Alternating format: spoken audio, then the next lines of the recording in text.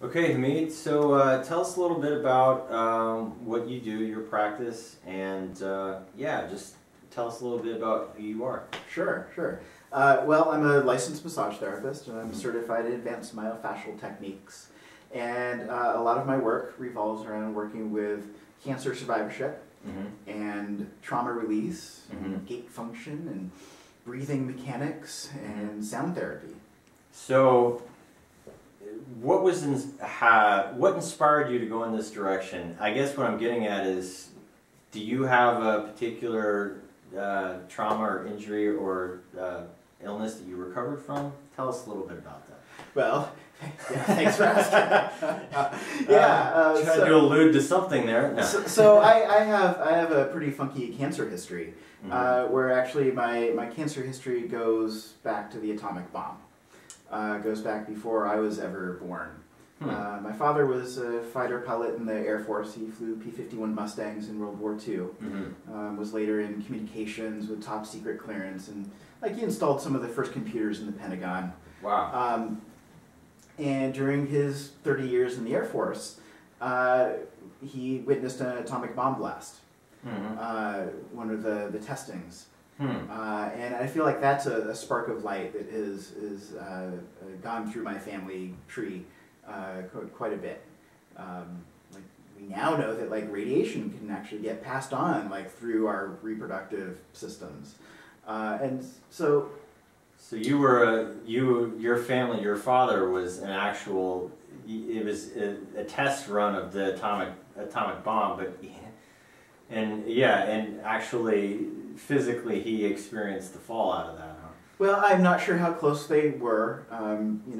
Fairly safe distance, but they put folks out to witness those bomb blasts, and I think they probably tracked them long term. Years later, while he was still in the military, his hair fell out overnight, and I have a picture of him somewhere in his uniform, totally bald, and then it grew back.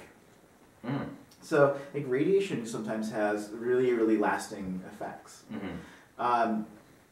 My father was married before, and he had 3 children, and one of the children, one of his kids, whose name was Dickie, little Dickie Bennett, he was one of the nation's first leukemia patients, where Dickie was this brilliant little 3-year-old kid. They lived on the Air Force Base. He could identify the make of the plane, the model of airplane, just by the sound, as it was landing or taking off. Really amazing pattern recognition. Yeah. For 3 years old, he was a pretty darn cool kid. I've got a little picture of him in a little sailor's outfit, and he just looks cute as a bug. So Dickie started getting sick. He started getting all these spots on his skin, and the local doctors didn't know what was going on. But our grandmother, she finds an article in Reader's Digest, and it's about this new thing called leukemia, and she took that to the doctor. She took that article to the doctor, and that mobilized the Air Force. They had arranged to fly them up to Seattle, where all the experts were about this new thing, so they didn't really know a whole lot. And Dickie's dream was always to fly. He lived on the Air Force Base. These wonderful planes are overhead all the time. His father was a pilot before, and this little 3-year-old had a dream. He wanted to fly.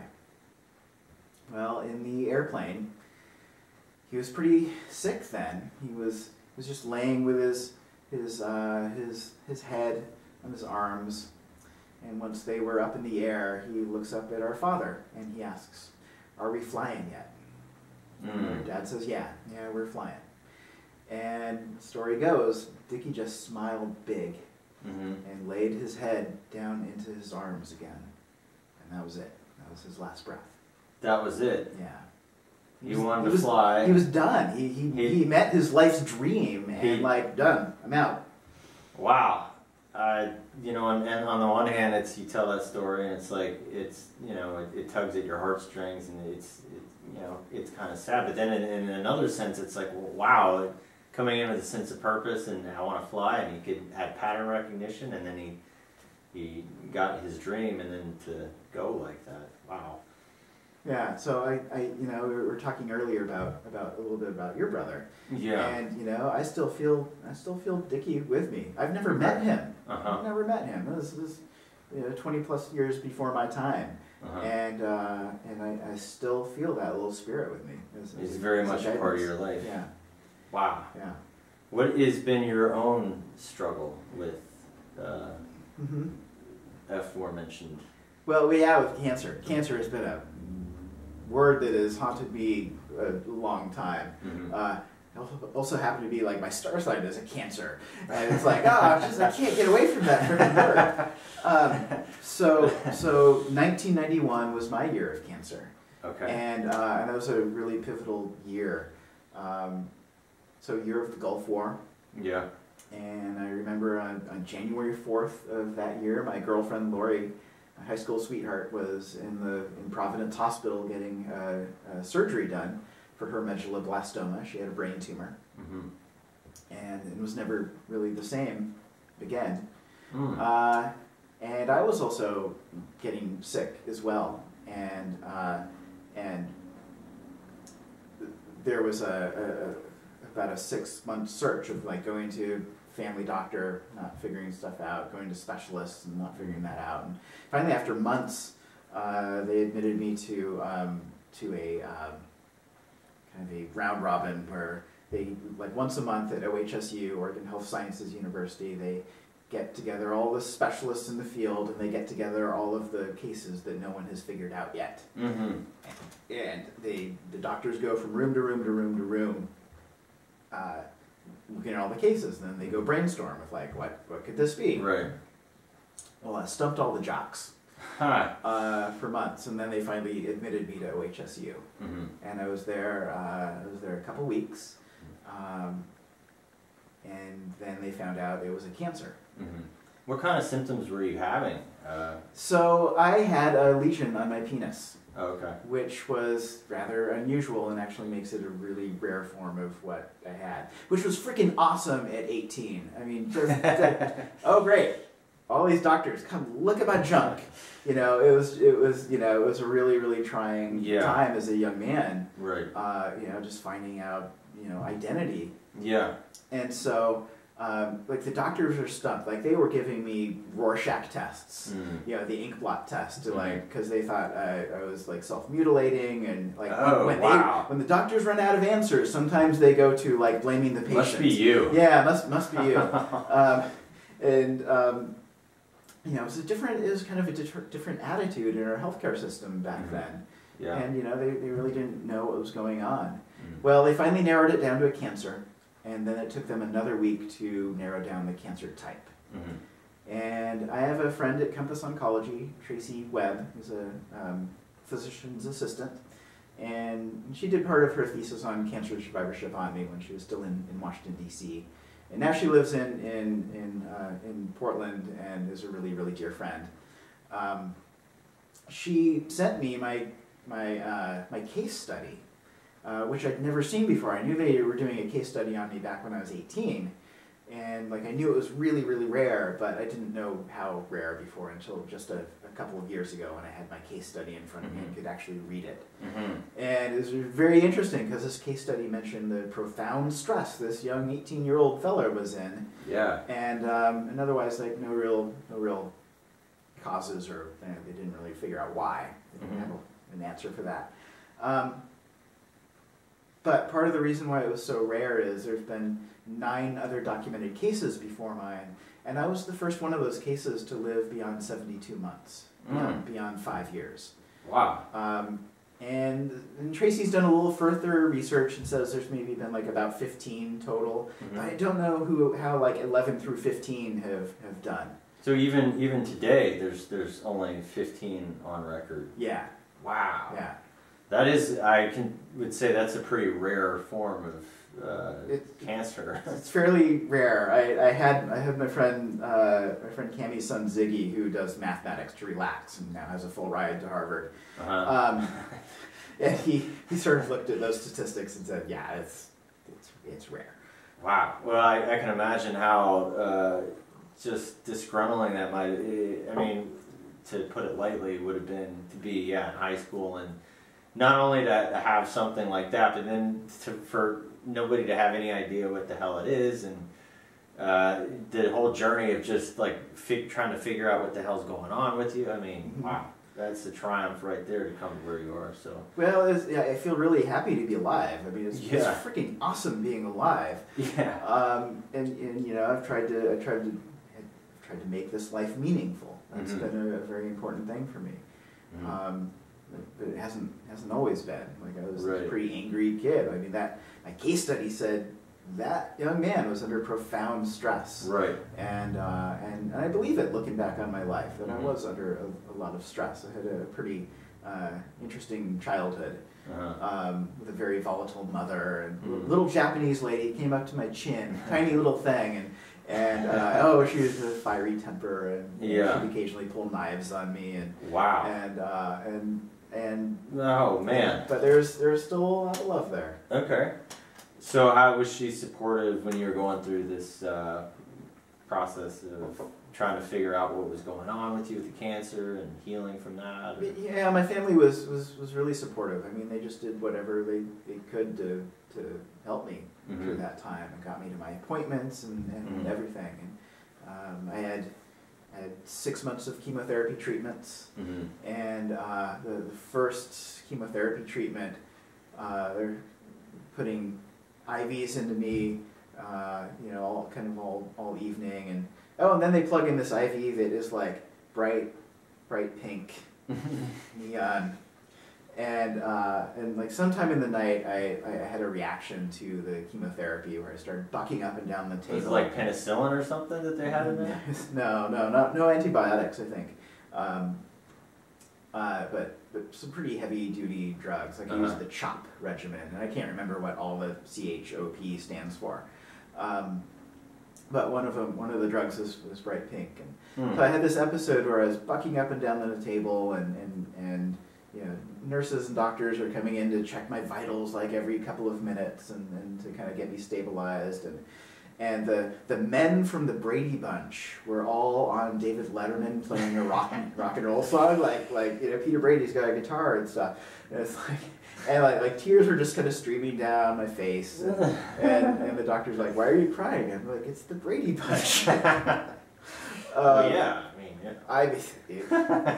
yeah, they are surprisingly talented musicians, the fellas.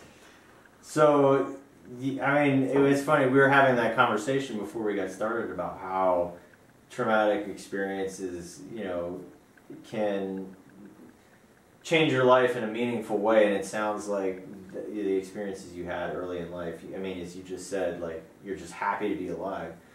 I know for me, in my experience, like, it took that kind of experience for me to actually appreciate being in a body and having this gift of what we call life, and having all these sensory experiences. I mean, it took, you know, losing some of that. I mean, I lost hearing in my right ear, and you know, it was all put in jeopardy for a while to actually appreciate it. And you know, I see what you've done, and it's providing a good model for all of us who are recovering to give back a little bit. And so, how did you go from, you know, coming out of you know, the hospital and recovering to coming to where you are now, starting a nonprofit, Survivorship?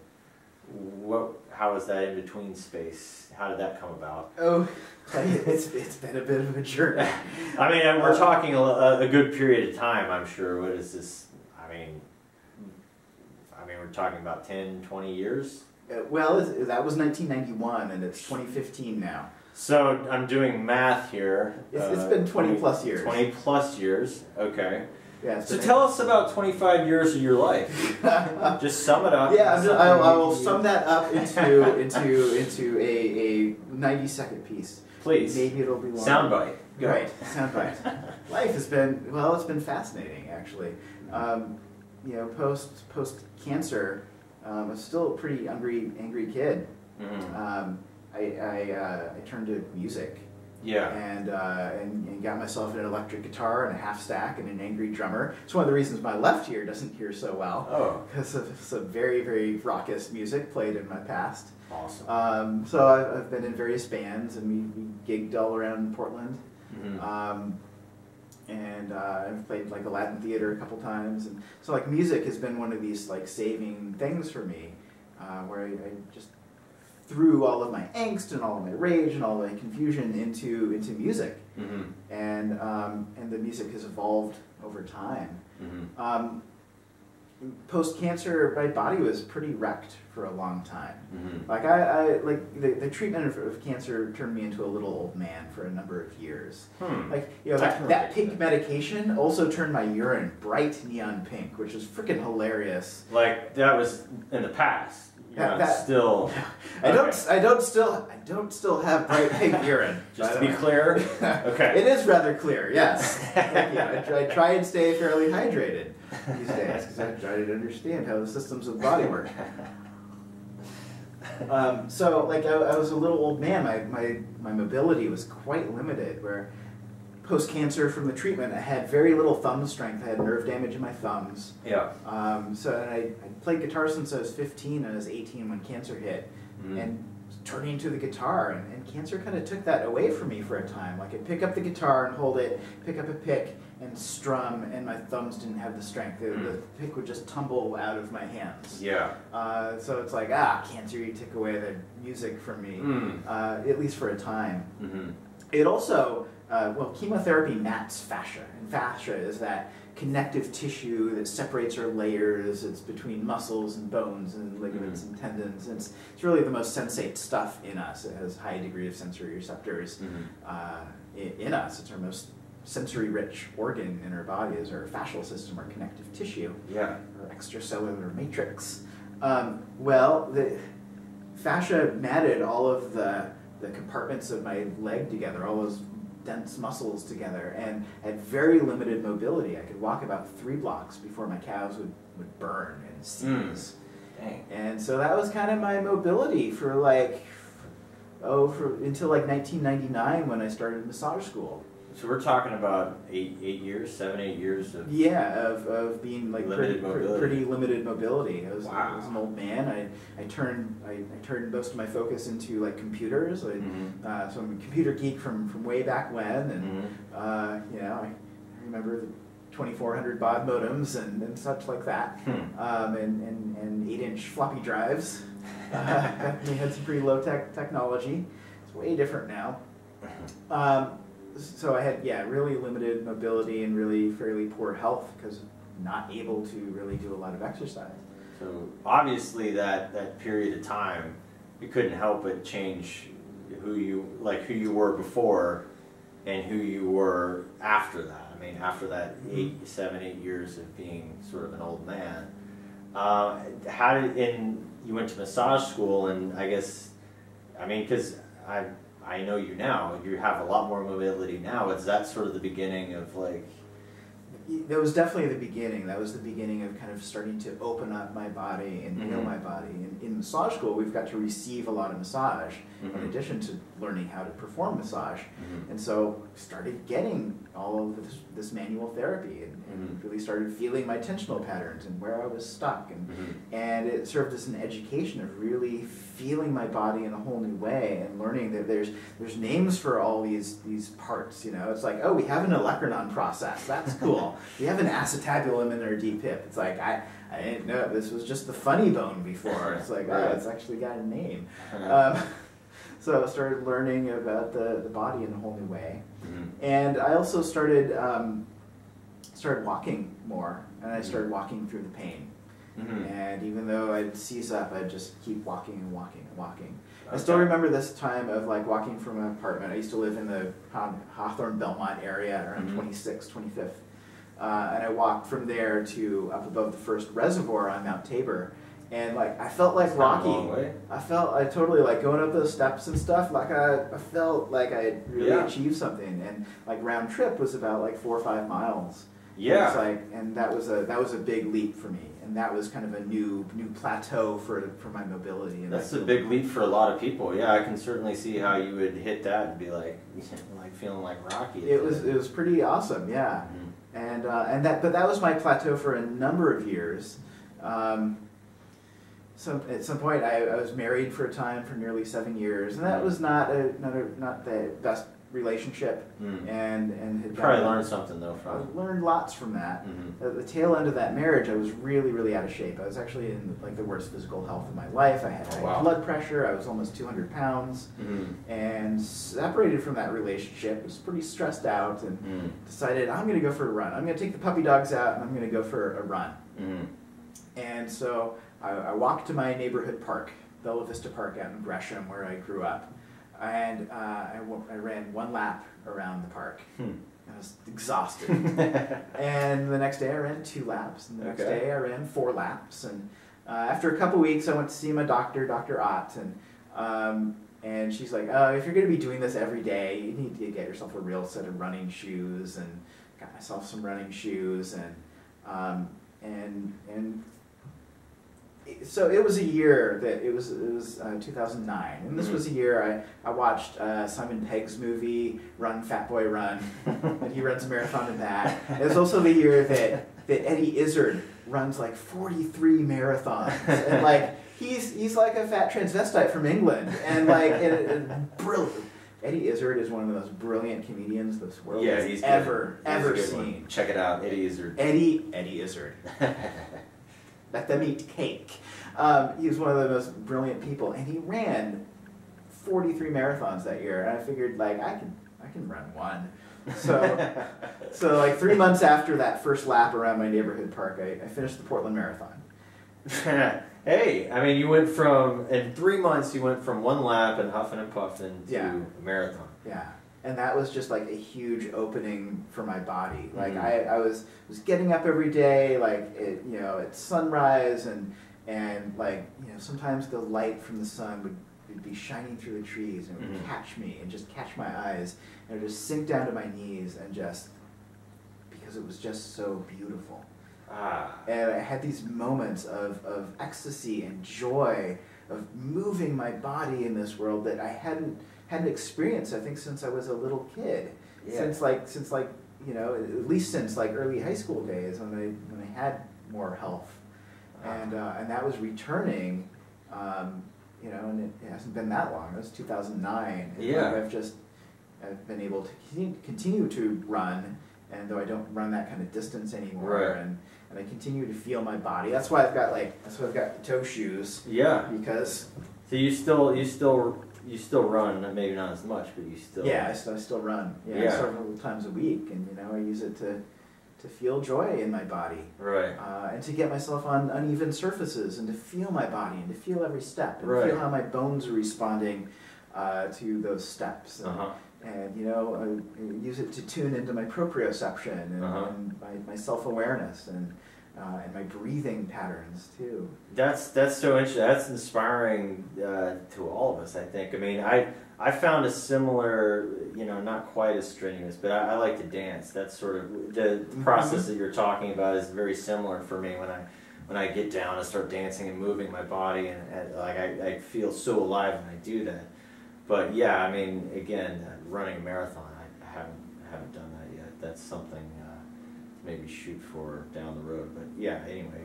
It was really fun and an inspiring experience, and dance is fantastic. Like I'm getting into dance more too, and I took a Buto class recently from Kat McMillan, and that opened up so much. Like I didn't understand that like Buto comes from Japan. That's where I was born. It's my homeland. Come on, man, represent. And the dance comes out of healing from post Hiroshima.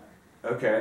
From dropped a couple atomic bombs on a nation, and it takes some healing to do that. So like they started looking at the long lines of Western dance and started working with those in between, those uncomfortable stages. And Buto is inspired by the rice farmers who are bending over. And I just found my body, my genetics, my blood, my bones know this dance. So and I want to learn more. This was a dance. Let me get just say that again. This was a dance that they, after Hiroshima, they, to recover from the fallout from that, they were dancing as some kind of medicine. I mean, well, I think medicine for the spirit, medicine for the body. I don't think they were under any delusions of like, oh sure, we are going to get radiation out of us, or we're going to dance it out. We're going to dance out radiation, and nuclear. You never know, though.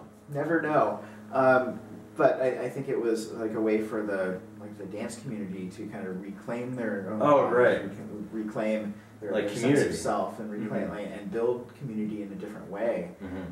That's a healing way, because like dance is healing. Moving our bodies is healing, and so important. I mean, for brain trauma in particular, I found when I was dancing, it was a way for me to reconnect with my body and actually say, okay, you know, even just memorizing certain dance moves, like I did swing dance for a while, and I did salsa, but like just memorizing the dance moves and then going to do them. I mean, and just getting that routine down was such a great way, that mind-body connection, to actually act it out and feel it. It was a fun way to do that, because there's certainly other things you can do, but why not have a little fun? And because there's something about this heart muscle right here, you know, that it likes to be involved in things. Yeah, definitely. I've found. Definitely so. And you mentioned like traumatic brain injury. Part of my work as a body worker is I work with some traumatic brain injury and some very complex post-traumatic stress injuries. Yes. And the body is a direct direct connection to our brain. Like some folks surmise that that our brains were developed to give us more movement possibilities. Like it wasn't necessarily developed to create art and mathematics and science and space travel. It was developed so we could pick up a mug and enjoy this without having like to develop our proprioception, and so we can do like fine motor control of the brain function. Us and our environment. It is absolutely a function of our brain to pick up this mug. So yeah, there is massage, there's acupuncture, there's obviously the meals that Daniel makes. Oh, and they're wonderful. And they really are. I mean, to be able to cook for that many people and to provide, you know, such a good meal. I don't know how he does it. Like when he first started off, when we first started doing taking care events, he was the only one cooking. He would spend all night in his kitchen at home preparing these meals. Like it was just kind of crazy making. And now we rent out the kitchen at Tabor Space the night before, and he gets a crew to come help him, volunteers come help cook the meals, and it's way less stressful for him. So it's nice to see him have a little weight lifted from his load. Yeah, and it's awesome too. It's such a good way to end the whole taking care process. As somebody who's actually been through it and experienced the benefits of it, to end it with a meal, and you know the community around the taking care community, it's really, it hits the spot. It's just such a way to cap it off. But let's talk a little bit about Sound Tribe, because that is your big contribution, I would say, is the music that goes into the taking care. I mean, so there will be people receiving acupuncture and people receiving massage, and then in the background is this amazing music.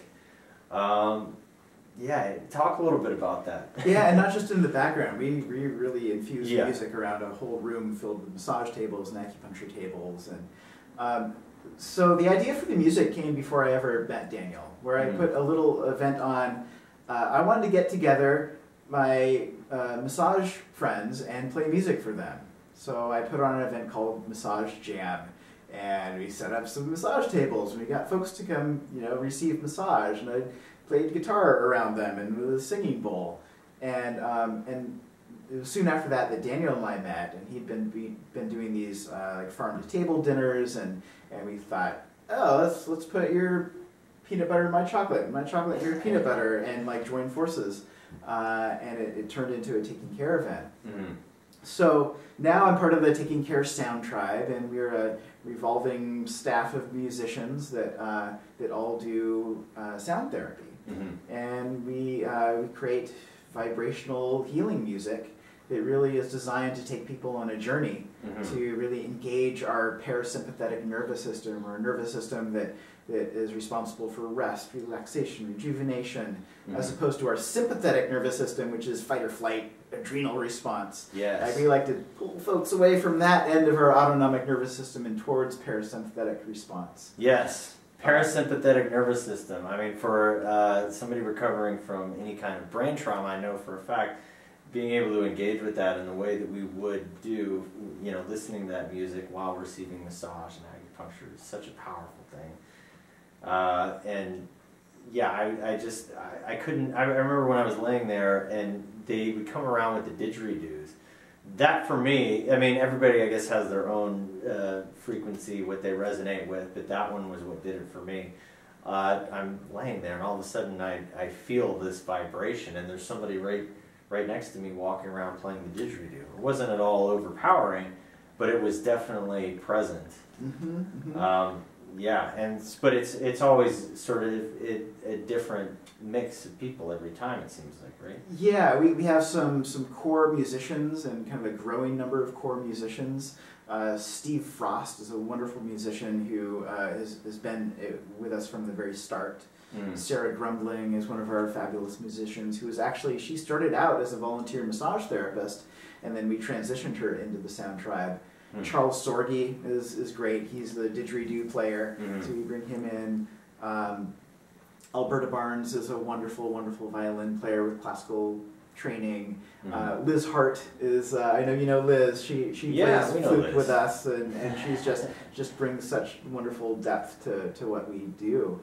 And we play live improvised sound therapy.